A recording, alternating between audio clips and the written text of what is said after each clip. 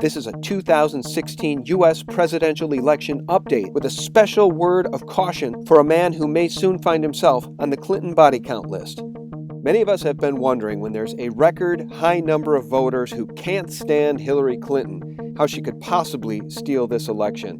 When Trump gets crowds like these, and Hillary gets crowds like these, how could she possibly win? Guys, we've been wondering how they would steal the election, and today it became a little bit more clear. According to the Washington Examiner, the DHS, Department of Homeland Security, has announced its declaration to potentially take charge of the U.S. election in November, claiming that the FBI has identified new cyber attacks on 2 separate state election boards. The DHS began considering declaring the election critical infrastructure, giving it the same control over security it has over Wall Street and over the electric power grid. Homeland Security Secretary Jay Johnson says there's a vital national interest in our election process, end quote. Yeah, no kidding. We'd like to have honest elections, not the Rothschild puppet Hillary Clinton in office. And in related news, guys, Hillary Clinton has until September 29th to respond under oath to these 25 critical questions.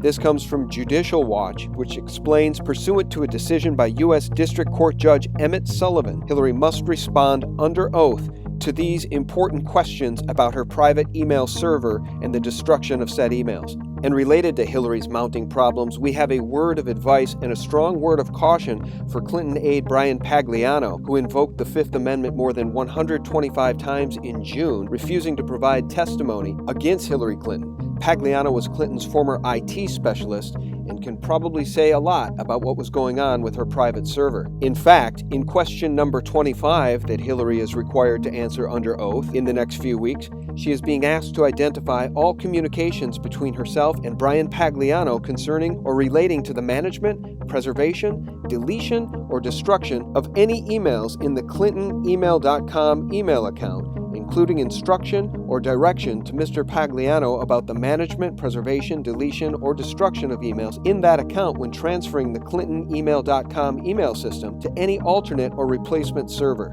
In lieu of 4 mysterious deaths connected to the DNC and Clinton in just the last month, including Democratic staffer Seth Rich, who at just 27 years old was shot in the back multiple times in Washington, D.C. recently, and is said to have possibly been the WikiLeaks whistleblower providing the DNC Clinton email information. Seth Rich's murderers are still at large. And then there's the unexpected death of UN official John O'Shea, who died suspiciously the day before he was set to testify as a top official against the DNC and Hillary Clinton.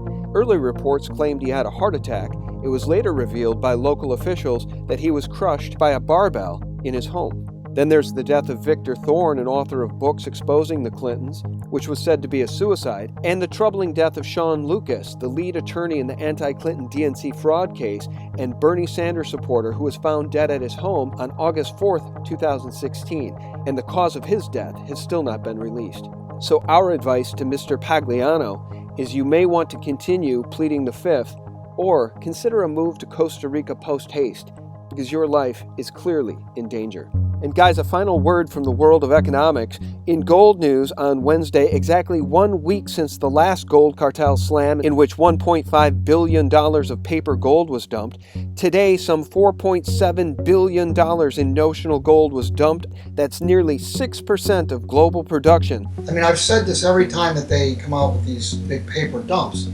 A, who has that amount of gold to sell? And the answer, of course, is almost no one. And what entity or what trader would ever sell in that fashion?